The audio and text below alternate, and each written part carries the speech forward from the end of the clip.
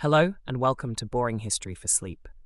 Tonight, we will be settling in to explore a sound so common, so deeply embedded in the domestic soundscape, that we rarely give it a moment's thought. It is the simple, two-note announcement of a visitor, the familiar ding-dong of the residential doorbell. This polite, musical greeting seems as though it has always existed, a fundamental part of what makes a house a home. Yet, this humble sound is the result of a quiet, century-long evolution, a gradual shift away from harsh buzzers and clanging bells towards something more refined, more civilized.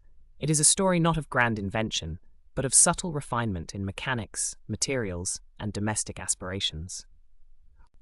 To truly understand the significance of this gentle, two-part harmony, we need to trace its origins and examine the quiet, methodical development of the mechanisms that create it and the housings that conceal it. Our story begins at the turn of the 20th century, a time of profound technological and social change in the American home. Before the widespread adoption of residential electricity, the act of announcing one's presence at a door was a purely mechanical affair. Wealthier homes might feature an intricate system of wires and pulleys connected to a servant's bell, often a brass bell on a coiled spring, which would jiggle and ring when a handle was pulled or a knob was twisted at the front door. More modest homes relied on a simple rap of the knuckles or the use of a heavy cast-iron door knocker. The sound was direct, sharp, and entirely dependent on the physical energy exerted by the visitor. It was a system of pure cause and effect, with little room for nuance or elegance. The arrival of electricity into American homes in the late 19th and early 20th centuries promised a new era of convenience, and the front door was one of the first places to see this transformation. The earliest electrical door signal was not a chime, but a buzzer or a bell.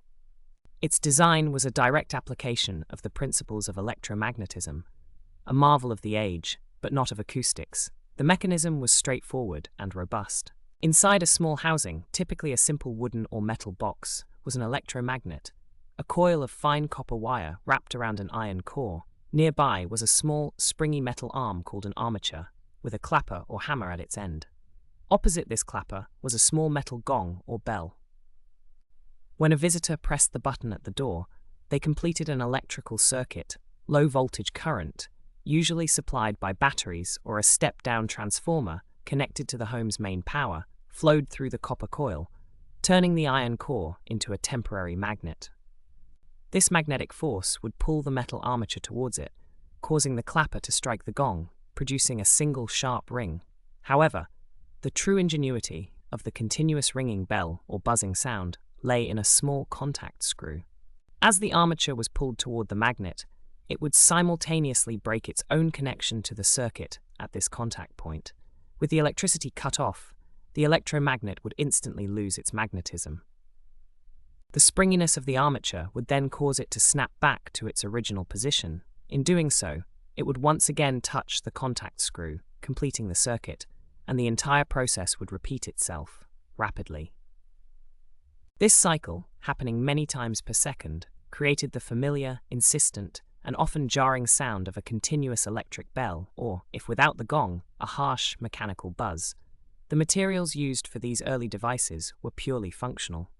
The gongs were made of brass or steel, chosen for their ability to produce a loud, clear, metallic tone. The internal mechanisms were stamped from sheet steel and brass. The housings were secondary considerations, meant merely to protect the mechanism from dust and damage.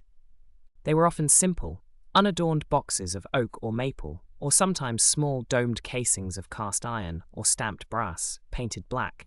There was little thought given to aesthetics. The electric bell was a utility, a piece of modern hardware celebrated for its function, not its form.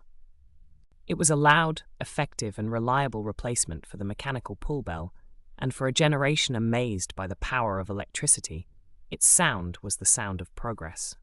However, as the 1920s progressed and a new sense of refined domesticity began to take hold, the harsh, industrial sound of the electric buzzer began to feel out of place. The American home was increasingly seen as a sanctuary, a place of peace and comfort, away from the noise and clamor of the modern world. The startling, almost alarming, nature of the electric bell was at odds with this new ideal. Architects and interior designers were creating more harmonious living spaces, and homeowners were becoming more attuned to the sensory experience of their environment. There was a growing desire for a more pleasant, more musical way to be alerted to a guest's arrival. The market was ready for a sound that was less of an alarm and more of a welcome. The answer to this desire came not from a radical new technology, but from a clever refinement of the same electromagnetic principles. The innovation was the solenoid and plunger mechanism, which would become the heart of the doorbell chime for the next 50 years. A solenoid is, in essence, a hollow electromagnet. It is a coil of wire wrapped around a hollow tube, typically made of brass or another non-magnetic material. Inside this tube rests a small cylindrical iron or steel rod, known as a plunger. Unlike the vibrating armature of the buzzer, the solenoid was designed for a single, deliberate motion. When the visitor pressed the button, the circuit was completed and the coil was energized. The resulting magnetic field would instantly pull the iron plunger with a smooth and swift motion through the center of the hollow coil. The genius of the chime was in what this moving plunger was made to strike. Not a clanging gong, but a precisely manufactured tone bar. A tone bar is a simple, rectangular bar of metal, usually steel or aluminum alloy, cut to a specific length. Just as the length of a string on a piano determines its pitch, the length, thickness, and material of a tone bar determine the specific musical note it produces when struck. These bars were mounted on small, resonant bases, allowing them to vibrate freely and produce a sustained, clear, and pleasing tone. The earliest chimes, emerging in the late 1920s and early 1930s, were often single-note devices. The press of the button would send the plunger into a single tone bar, producing a solitary, resonant ding. This was already a significant improvement. The sound was gentler, more musical, and less intrusive than the buzzer. It was a notification, not an alarm.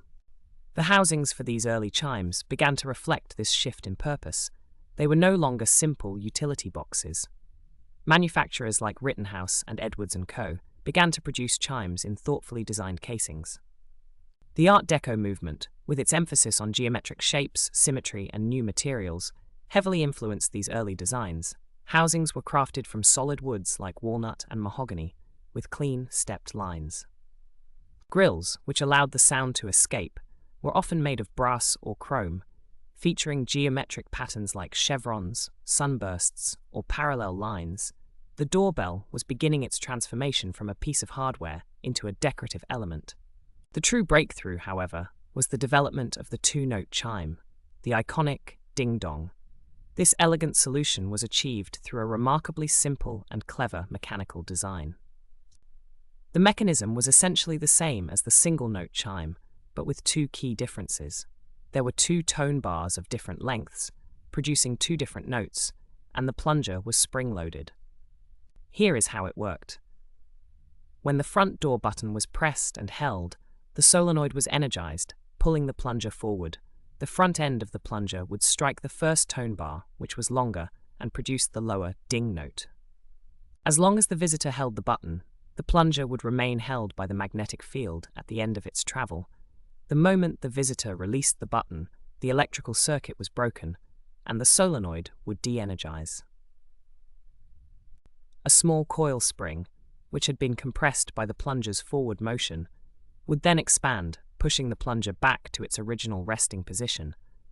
On this return journey, the back end of the plunger would strike the second, shorter tone bar, producing the higher dong note. The result was a two-part sequence directly controlled by the visitor's action. Press for the ding, release for the dong. This simple, reliable, and purely electromechanical sequence became the standard for the American home. For the back door, or a secondary entrance, a simpler, single-note chime was often used, wired to a separate button. This allowed homeowners to know, simply by the sound, which door their visitor was at. The 1930s saw a proliferation of chime designs. The Great Depression, while economically challenging, spurred innovation in creating affordable but attractive consumer goods. Bakelite, an early and versatile plastic, began to appear in chime housings. It was a thermosetting plastic, meaning once it was molded under heat and pressure, it could not be remelted. It was durable, an excellent electrical insulator, and could be produced in dark, rich colors like black, brown, and maroon. Chime covers made of Bakelite often featured molded Art Deco or streamlined modern motifs, with elegant curves and ribs that were difficult and expensive to achieve in wood. The housings themselves became more and more elaborate. Some chimes were long and vertical, designed to be a prominent feature in a home's entryway or hallway. These were often called cathedral or long tube chimes. They featured long, decorative brass or chrome tubes hanging below the main chime mechanism. These tubes were, in many cases, purely aesthetic. They did not produce the sound. The familiar ding-dong still came from the two small tone bars hidden inside the box at the top. The tubes were resonators, and while they might have subtly amplified or colored the sound, their primary purpose was visual. They were meant to evoke the grand, resonant chimes of a grandfather clock or a clock tower, lending an air of tradition and gravitas to the modern electrical device. The materials for these models were premium, solid hardwoods, polished brass, and intricate grills. They were a statement piece, a clear signal of a homeowner's taste and status. World War II brought a temporary halt to this consumer-focused evolution. Factories that had been producing doorbell chimes were retooled for the war effort, manufacturing electronics and components for military use. Materials like steel, copper, and brass were rationed. For a few years, production of decorative home goods ceased almost entirely. The period immediately following the war, however, unleashed a wave of unprecedented consumer demand and residential construction. The post-war economic boom, the GI Bill, and the rise of suburbia created a massive market for new homes and the products to fill them. This was the golden age of the electromechanical doorbell chime. Companies like Newtone, which would become a dominant force in the market, ramped up production to meet the needs of vast new housing developments like Levittown. In this new era of mass production, standardization was key. The two-note solenoid and plunger mechanism was perfected for efficiency and reliability. The internal workings of a Newtone chime were not fundamentally different from a Rittenhouse or an Edwards chime. The components were simple, durable, and interchangeable. A builder could install thousands of homes with the confidence that the doorbell system would work reliably with minimal fuss. The low-voltage transformer, the push button, the wiring, and the chime unit itself became a standardized kit. While the internal mechanism was standardized, the external housing was anything but. The post-war period was a time of tremendous optimism and stylistic experimentation, and doorbell chime covers became a canvas for the prevailing design trends of the mid-century modern era. The heavy, dark woods and ornate metals of the pre-war era gave way to lighter, more modern materials and forms. Plastics, whose development had been accelerated by the war, came into their own. Polystyrene and acrylics were thermoplastics, meaning they could be easily and cheaply melted and injection molded into complex shapes. This allowed for designs that were impossible or prohibitively expensive to create in wood or metal. Chime covers could now be made with subtle curves, integrated grills, and a wide range of colors. Whites, creams, and pale grays became popular, fitting the lighter, more open feel of post-war interiors. The aesthetic of the time was heavily influenced by the atomic age and the space race. Motifs like starbursts, abstract geometric shapes, and boomerangs found their way onto chime housings. A doorbell cover might feature a molded plastic starburst pattern, or a grille made of intersecting lines that resembled a molecular diagram. Brushed aluminum and anodized gold-tone metals were frequently used as accents, often paired with plastic or light-finished wood veneers, to create a look that was sleek, modern, and forward-looking. Some manufacturers took the concept of the chime as a decorative object to new heights.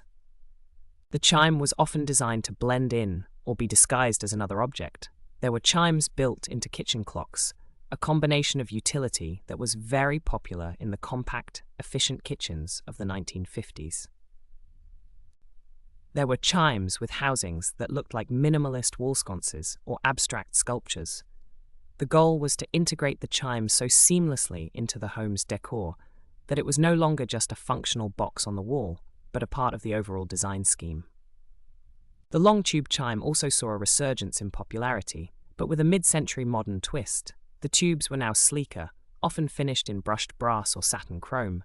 and the top housing was a clean, minimalist box of wood veneer or plastic. These chimes were a prominent feature in the foyers of the new split-level and ranch-style homes that defined suburban architecture. They added a touch of vertical drama and elegance to these otherwise horizontal, low-slung spaces. Another significant development of the 1950s and 1960s was the integration of the doorbell chime into more complex home communication systems. Newtone, in particular, pioneered the home intercom system. A central master station, usually located in the kitchen, was connected to remote stations in various rooms and at the front door. The doorbell was no longer a standalone device. It was the starting point of a conversation. When a visitor pressed the button, the familiar chime would sound, not just in the hallway, but through every speaker in the house. The homeowner could then press a button on the master station to speak directly with the person at the door, offering a new level of convenience and security. The chime mechanism itself, the simple solenoid and tone bars, was now housed within a much larger, more complex electronic unit, sharing space with amplifiers, speakers, and switches. For those seeking the ultimate in doorbell luxury, the 1960s saw the popularization of the multi-note or sequence chime. The most common of these was the Westminster chime, which replicated the famous four-note melody of the clock tower at the Palace of Westminster in London. These chimes were far more complex mechanically than their simple two-note counterparts. Inside a Westminster chime, instead of a simple solenoid, there was a small, slow-turning electric motor. This motor would rotate a small cylinder or disc, similar to the cylinder in a music box. Protruding from this cylinder were small pins, carefully arranged in a pattern. As the cylinder turned, these pins would lift and then release a series of small hammers. Each hammer was positioned to strike one of a set of 4 or more tone bars, each tuned to a different note of the Westminster melody. When the doorbell button was pressed, it would activate the motor, which would turn the cylinder one full revolution, playing the entire musical sequence. These chimes were significantly larger and more expensive, often housed in elegant wooden cases, and were a mark of a truly high-end home. They offered a range of options, sometimes allowing the homeowner to select between an 8-note sequence for the front door, a 2-note sequence for a side door, and a single note for the back door, all from the same unit. Throughout this period, from 1950 to 1970, the materials continued to evolve. While solid wood was still used for high-end models, wood grain vinyl veneers applied over plastic or particle board became increasingly common. This offered the look of wood at a much lower cost. Textured materials also became popular. Some chime covers were adorned with panels of woven fabric, burlap, or grass cloth, adding a textural, organic element that contrasted with the smooth plastic and metal. The grills that allowed the sound to pass through became design elements in their own right. They could be stamped metal with geometric patterns, molded plastic in a lattice design, or even woven cane. Let us pause for a moment to consider the manufacturing process of the core components, which had been so refined by this time. The tone bars, the heart of the chime's sound, required precision. They began as long rods of a specific steel or aluminum alloy. These rods were cut to rough lengths, slightly longer than the final dimension. Then, they were individually tuned. A worker would strike the bar and use a strobe tuner or another electronic device to measure its frequency. To raise the pitch, a small amount of material would be ground off the end of the bar, making it shorter. To lower the pitch, material would be ground from the center of the bar on its underside, making it slightly thinner and more flexible in the middle.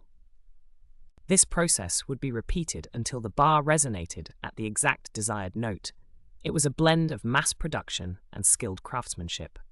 The solenoid coils were wound by automated machines. A continuous strand of fine, enamel-coated copper wire was spun onto thousands of plastic or fiberboard bobbins. The enamel coating on the wire was crucial. It acted as an insulator, preventing the coiled wires from shorting out against each other. The number of windings had to be precise to create the right magnetic field strength from the low-voltage current supplied by the transformer. The plungers were simple rods of soft iron, cut to length and often coated with a slick material like cadmium to ensure they could move smoothly within the solenoid's tube with minimal friction or noise, the assembly process was a model of efficiency. On an assembly line, workers would mount the transformer, the solenoid, and the pre-tuned tone bars onto a stamped metal frame. The wiring was simple and color-coded: one terminal for the transformer, one for the front door button, and one for the rear door button. The entire assembly was then tested. An operator would use a test button to activate the chime, listening to ensure the ding-dong was clear and correct. Finally, the decorative housing, which had been molded or assembled separately, was snapped or screwed into place over the mechanism, and the finished product was boxed and ready for shipment to a hardware store, an electrical supplier, or directly to a home builder. By the late 1960s, the electromechanical chime had reached its zenith. It was a mature, reliable, and ubiquitous technology. The designs encompassed a vast range of styles, from austere and minimalist to ornate and traditional. There was a chime for every taste and every budget. Yet, on the horizon, a new technology was emerging that would eventually challenge its dominance. Solid-state electronics, the transistor, invented in 1947, had been gradually revolutionizing the world of electronics, making devices smaller, cheaper, and more reliable. By the late 1960s, simple electronic circuits capable of generating tones were becoming inexpensive enough to consider for consumer applications like doorbells. The first electronic chimes were quite primitive. They used a simple oscillator circuit to generate an electronic tone, which was then played through a small, low-quality speaker. The sound produced by these early electronic chimes was often perceived as artificial and unpleasant, a sterile beep or buzz that lacked the warm, resonant, and physically produced tone of the traditional chime. For a time, they were a novelty, and they did not immediately displace the electromechanical standard. The familiar ding-dong, created by a physical object striking another physical object, had a richness and complexity that was difficult to replicate electronically. The sound of a real tone bar contains a fundamental note, as well as a complex series of overtones and harmonics. It decays in a natural, gradual way. The early electronic tones were simple square waves or sine waves, which sounded thin and unnatural by comparison. However, the potential of electronics was clear. An electronic chime had no moving parts, which in theory meant it could be more reliable and last longer. It could also be made much smaller, and most importantly, it offered the potential for a huge variety of sounds. An electronic chime was not limited to the notes that could be produced by a set of tone bars. With the right circuitry, it could be programmed to play any tune or sound imaginable. As we reach the end of our period of study in 1970, the American residential doorbell chime market is at a crossroads. The electromechanical solenoid and plunger design is the undisputed king. Its quiet evolution over the preceding decades had transformed it from a noisy, utilitarian device into an integrated and stylish element of the modern home. Its housing materials had traced the arc of American manufacturing and design, from the solid wood and brass of the Art Deco period to the colorful plastics and brushed metals of the mid-century modern era. The sound it made, the simple ding-dong, was the sound of welcome in millions of suburban homes. The journey was one of incremental improvement rather than revolutionary leaps. The desire for a more pleasant sound drove the initial invention. The need for mass production drove its standardization. The changing tastes of homeowners drove the constant evolution of its external appearance. It was a quiet history, a backdrop to the more dramatic changes of the 20th century. It is the story of how a simple household object was gradually refined, perfected, and styled until its form and its function became a seamless and almost unnoticed part of daily life. The small electronic buzz that was just beginning to be heard was a harbinger of the digital age to come, an age that would eventually replace the physical chime with microchips and speakers. But for that moment, in 1970, the gentle mechanical music of the doorbell chime, the sound of a small metal plunger striking two perfectly tuned bars of steel, was still the undisputed and calming sound of someone at the door. And so we can rest, contemplating this slow, deliberate, and quiet evolution, a testament to the enduring search for a more peaceful and harmonious home.